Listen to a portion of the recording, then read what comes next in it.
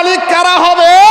আমি আল্লাহ তাওরাত এবং জাবুরের মধ্যে আগের থেকে লিপিবদ্ধ করে রেখেছি। আল্লাহ জমিনের মালিক তুমি, আবার কে মালিক হবে? আল্লাহ বলে মালিকাল মুলকি তুতিল মুলকা মান তাশা। গোটা সৃষ্টির মালিক আমি আল্লাহ। আমি আল্লাহ অন্যকে দান করে দিয়েছি যাকে ইচ্ছা তাকে। জমিনের মালিক কারে বানাইলা? আল্লাহ বলে ইবাদিয়াল সালিহুন, যারা আমার ইবাদিল্লাহ সালিহুন মানে আউলিয়াইল কামিলিন। চিৎকার দিয়ে বলুন সুবহান।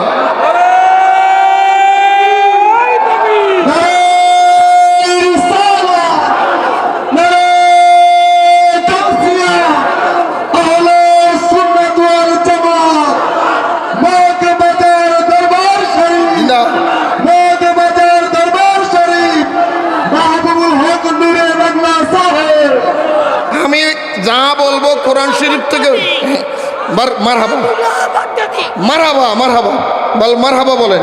দরকার আছে, দরকার আছে বলা। কথাটা মনে রাখবেন, আমি যা বলতেছি কোরআন শরীফ থেকে বলতেছি। যদি না পান আমাকে ধরবেন, ফাইলে সুফে যাবে, মাইনে নিবেন। আমি চলে যাওয়ার পরে কইেন না হুজুর কইছে বানাই। নুরু বাংলার কথারে যে কইব বানাই ওর 14 গোষ্ঠী কানাইয়ে, এই কথা কয় না, ঠিক নিও। সূরা আম্বিয়া 100 নম্বর আয়াত বলছিলাম, ওয়ালাকাদ কাতাবনা ফিজ জাবুরি মিন বাদি যিকরি আন্নাল আরদা ইয়ারিসুহা ইবাদিল্লাহিস সালিহুন। আল্লাহ ইবাদিয়াস সালিহুন, আল্লাহ বলো জমিনের মালিক হবে ইবাদিল্লাহিস সালিহিন মানে হলো আউলিয়াইল কামিলিন। জমিনের মালিক ওলিরা, জমিনের মালিক নবীরা, জমিনের মালিক শহীদরা, জমিনের মালিক সুন্নিরা, আর বাকিরা হলো বাদাইম্য। ফরগাছা কি এই কি এই কি মনে রাখবেন, গাছের মধ্যে যখন ফরগাছা জ্বালায় গাছের গিললে ফেলাইতে চায় ফরগাছা, এটার নাম ফরগাছা। এটার নাম কি? এই জন্য এই জমিনের মালিক ওলিরা। জমিনের মালিক কারা? আজকে বোঝা যাচ্ছে, আজকে বাংলাদেশের মধ্যে আমরা যারা মুসলমান দাবি করি, কলমা পড়ে মুসলমান দাবি করি, নামাজ পড়ার জন্য মসজিদে যাই, রোজা রাখার জন্য রমজান মাসের অপেক্ষা করি, যাকাত নেওয়ার জন্য পয়সাওয়ালার দরবারে দাঁড়িয়ে যাই, এই ইসলামী আইন, ইসলামী কানুন, কোরআনী শাসন, কোরআনী আইন এই দেশের মধ্যে বাংলাদেশে এনে দিয়েছেন আল্লাহর ওলিরা। এটা কোনো নেতা আনে নাই, কোনো মন্ত্রী আনে নাই, কোনো মৌলবী আনে নাই। যেই দেশের মধ্যে ইসলাম ওলিদের জন্য পেয়েছি, সেই ওলিদের মাজারা যারা আক্রমণ করে আমরা বুঝে ফেলেছি তারাই হলো জমির শত্রু।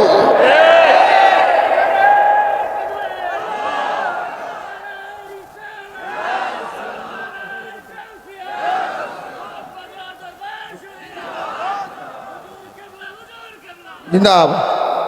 এই দেশ ওলি আল্লাহর দেশ। এই দেশ কার দেশ? এই কার দেশ? যারা ওলি মানে না এটা হারামজাদা।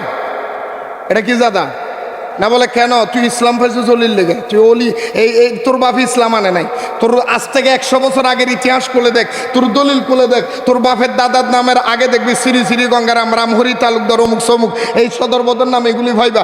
এইগুলির থেকে আব্দুল হক, আব্দুল নবী, আব্দুল সত্তার, আব্দুল জব্বার, আব্দুল খালেক, আব্দুল সবুর, এত সুন্দর নাম আমরা পেয়েছি ওলিদের কারণে। কথা বললেন না ঠিক কিনা? সে ওলিদেরকেও যারা পছন্দ করে না, বোঝা যায় তারা এই দেশ গিল্লা খেতে চায়, কিন্তু কোনোদিন হবে। কথা বলেন, কোনোদিন হবে? বোকার স্বর্গে বাস করিও না।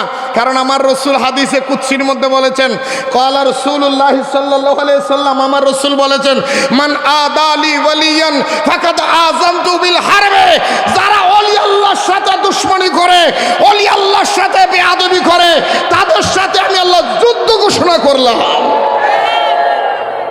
আর বিশেষ করে আমার গোসপাক আজকে যার আলোচনা চলতেছে, উনি কি বলছে জানেননি? উনি কসিদে গাউসিয়া, কসিদে গাউসিয়ার মধ্যে বলতেছেন, মুরিদিলা তাখাফে ওয়াশিনি ফাইনি আজুমুন কাতিলুন ইনদাল কিতালি। আসসালামে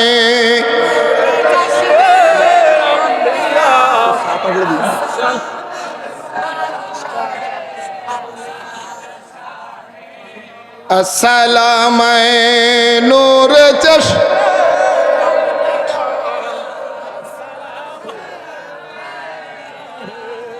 আমার গোসবাক আব্দুল কাদের জিলানী বর্ণনা দিচ্ছেন, বন্ধুরা আমার, ভাইয়েরা আমার, ও দুনিয়ার মানুষ, আমি আব্দুল কাদেরকে আল্লাহ এমন ক্ষমতা দিয়েছেন, আমার ক্ষমতা সম্পর্কে তোমাদের কোনো আইডিয়া নাই, ধারণা নাই, চিন্তা নাই, তোমরা চিন্তা করতেও পারবে না, আইডিয়াও করতে পারবেন না। এই দুনিয়ার মানুষ, আল্লাহ আমি আব্দুল কাদেরকে এমন ক্ষমতা দিয়েছেন, হলো আলকাইতু, আমি আব্দুল কাদেরকে এমন ক্ষমতা দিয়েছেন, মুরিদ ইলা তাখাফ ওয়াশিন ফা ইন্নী আযুমুন কাতিলুন ইনদাল কিতালি। আল্লাহ কুদরতের একটা তলোয়ার আমি আব্দুল কাদেরের হাতে দিয়েছে, যুগে যুগে যুগে যুগে ইসলাম বিদ্বেষী যারা আবির্ভাব হবে তাদেরকে দুনিয়া থেকে মিসমার করে দেওয়ার জন্য আমি গাউসে পাক আব্দুল কাদের জিলানী বেলায়েতের বিস্তার কিয়ামত পর্যন্ত চলবে। সুবহানাল্লাহ বলবেন না? ভয় হওয়ার টেনশন নাই। গোসবাকের গোলামি যারা করে তাদের কোনো ভয়, তাদের কোনো চিন্তা, তাদের কোনো টেনশন, কারণ গোসবাকের নাম জফিলে আল্লাহ পাওয়া যায়। সুবহানাল্লাহ। আমার গৌসে পাকের নাম জফিলে, আমার গৌসে পাকের নাম জফি, যেগুলি মানুষ ভাই বলে না, আমার গৌসে পাকের, আমার গৌসে পাকের আশেকের তুই নিরালাতে থাকবি কার আশায়, আশেকের তুই আমার গৌসে পাকের নাম জফিলি,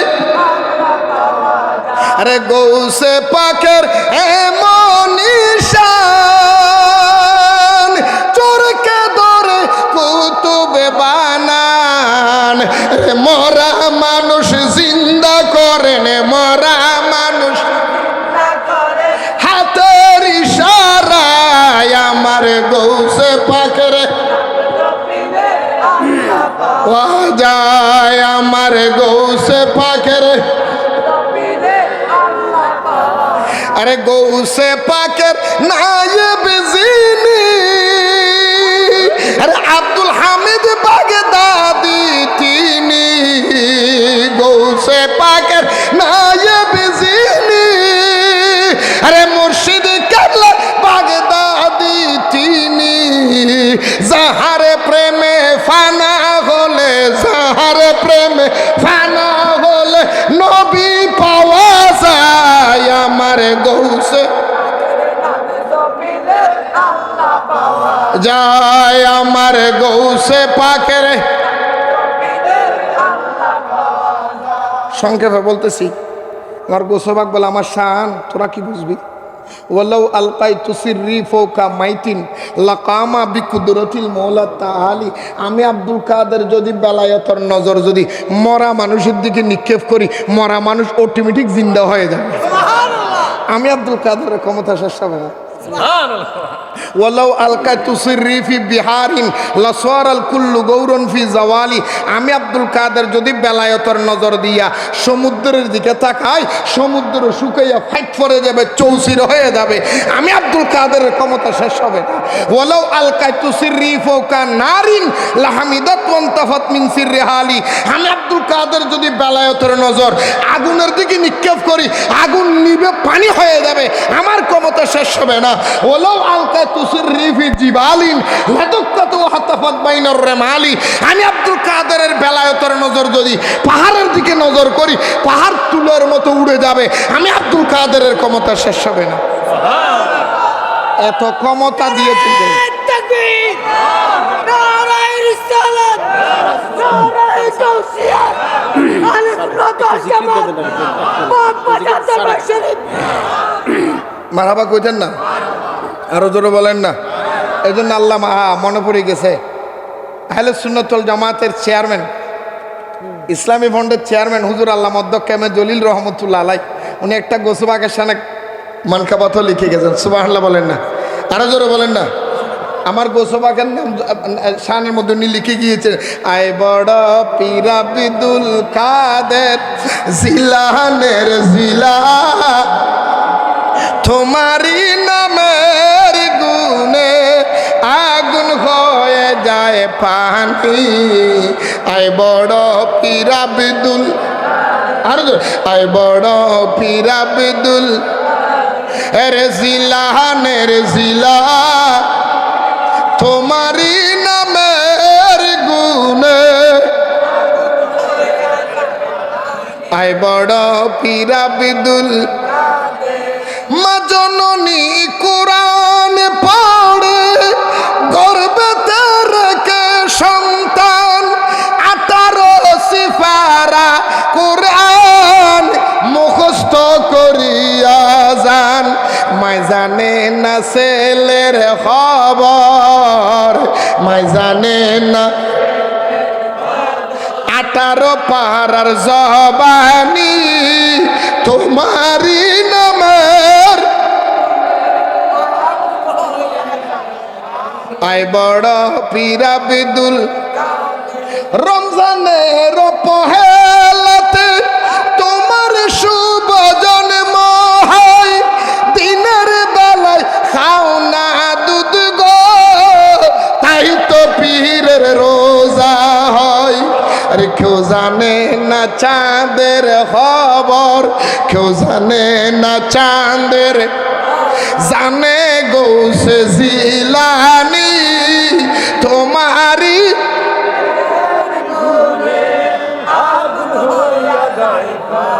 আয় বড় পীর আব্দুল সুবহানাল্লাহ বলা যাবে নি আমার গোসবাই ওগুলি দেখেনি আমার মুর্শিদে বরহক হুজুর বাবাজান কেবলা আব্দুল হামিদ বাগদাদি বাবাজান কেবলা মগবাজার থেকে এখানে দেখেনি ক্ষমতা দিয়েছেন কে না মরে গেছে ফুসি গেছে নি আমাদের সুন্নিদের এগুলি মরার পরও ফসে না তোদের এগুলি মরার আগেও খুব বাস দেয়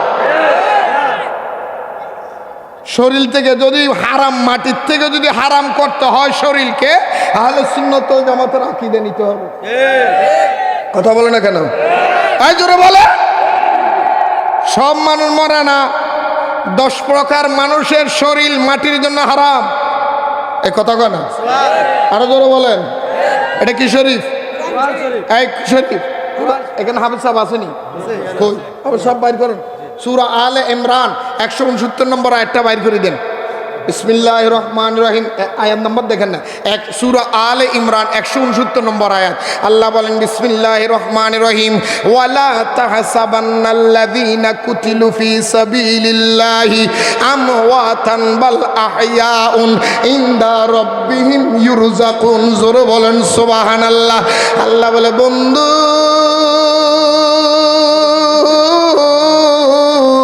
ও আমার ব্রাহ্মণপাড়ার মানুষ কুমিল্লার মানুষ ব্রাহ্মণবাড়িয়ার মানুষ বাংলাদেশের মানুষ আল্লাহ বলে বন্ধুরে তোমাদের বন্দার ভিতরে আমার এমন কতগুলি বন্ধু আছে যারা আমি আল্লাহর রাস্তার মধ্যে শহীদ হয়ে গেছে আমার রাস্তায় যারা শহীদ হবে তোমরা তাদেরকে মরা বলিও না মরা বলিও না শুধু বলবে না তো বলবে না মনে মনে ধারণও করতে পারবে না মনে মনে